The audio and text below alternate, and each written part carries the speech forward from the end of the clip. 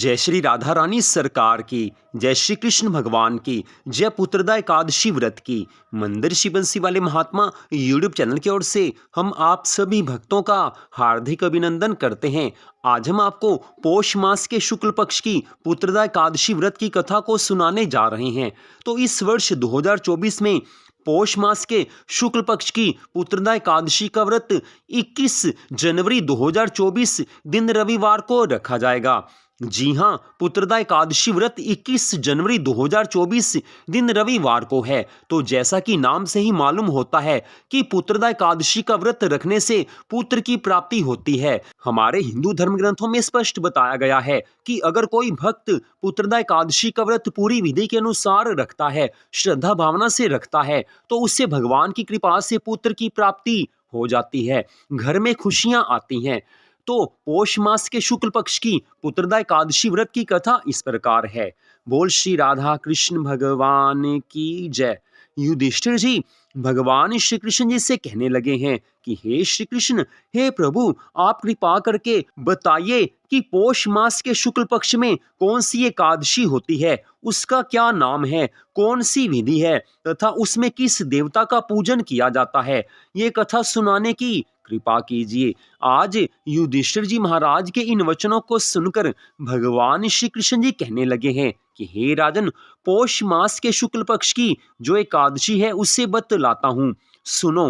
हे महाराज, संसार के हित की इच्छा से मैं इसका वर्णन करता हूँ। पौष मास के शुक्ल पक्ष की एकादशी का नाम पुत्रदा एकादशी है। यह सब पापों को हरने वाली उत्तम तिथि है। समस्त कामनाओं तथा सिद्धियों के दाता भगवान श्री नारायण जी इस तिथि के अधिदेवता हैं। चराचर प्राणियों सहित समस्त त्रिलोकी में इससे बढ़कर दूसरी कोई तिथि नहीं है। पूर्व काल की बात है, भद्रावतीपुरी में राजा सुकेतुमान राज्य करते थे। उनकी रानी का नाम चंपा था। राजा को बहुत समय तक कोई वंशधर पुत्र प्राप्त नहीं हुआ, इसलिए वे दोनों पति पत्नी सदा चिंता और शोक में डूबे रहते थे। राजा के पितर उनके दिए हुए जल को शोक के कारण गर्म करके पीते थे। राजा के बाद कोई ऐसा दिखाई नहीं देता जो हम लोगों का तर्पण करेगा, ये सोच सोच कर पितर दुखी रहते थे। एक दिन राजा घोड़े पर सवार हो गहन वन में चले गए। पुरोहित आदि किसी को भी इस बात का पता नहीं था। मृग और पक्षियों से सेवित उस सघन वन में राजा भ्रमण करने लगे। मार्ग में कहीं सियार की बोली सुनाई पड़ती थी तो कहीं उल्लुओं की। जहां तहां रीछ और मृग दृष्टिगोचर हो रहे थे। इस प्रकार घूम घूम कर राजा वन की शोभा देख रहे थे। इतने में दोपहर हो गया। राजा को भूख और प्यास सताने लगी। वे जल की खोज में इधर उधर दौड़ने लगे। किसी पुण्य के प्रभाव से उन्हें एक उत्तम सरोवर दिखाई दिया, जिसके समीप मुनियों के बहुत से आश्रम थे। शोभाशाली नरेश ने उन आश्रमों की ओर देखा। उस समय शुभ की सूचना देने वाले शकुन होने लगे। राजा का दाहिना नेत्र और दाहिना हाथ फड़कने लगा, जो उत्तम और शुभ फल की सूचना दे रहा था। सरोवर के तट पर बहुत से मुनि वेद पाठ कर रहे थे। उन्हें देखकर राजा को बड़ा हर्ष हुआ है।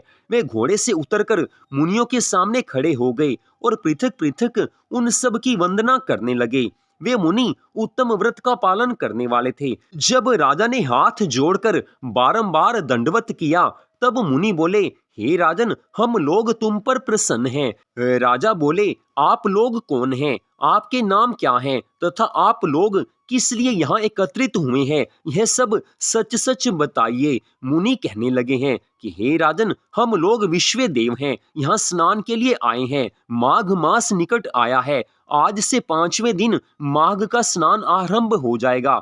आज ही पुत्रदा नाम की एकादशी है, जो व्रत करने वाले मनुष्यों को पुत्र देती है। राजा ने कहा, हे विश्व देवगण, यदि आप मुझ पर प्रसन्न हैं तो मुझे पुत्र दीजिए। मुनि बोले, हे राजन, आज के ही दिन पुत्रदा नाम की एकादशी है। इसका व्रत बहुत विख्यात है। तुम आज इस उत्तम व्रत का पालन करो। हे महाराज, भगवान श्री कृष्ण जी की कृपा से तुम्हें अवश्य पुत्र प्राप्त होगा।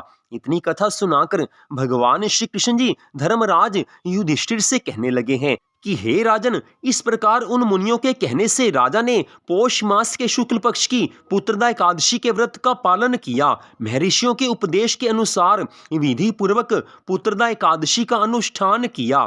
फिर द्वादशी को पारण करके मुनियों के चरणों में बारंबार मस्तक झुकाकर राजा अपने घर वापिस आए हैं। तदनंतर रानी ने गर्भ धारण किया है। प्रसव काल आने पर पुण्यकर्मा राजा को तेजस्वी पुत्र प्राप्त हुआ, जिसने अपने गुणों से पिता को संतुष्ट कर दिया।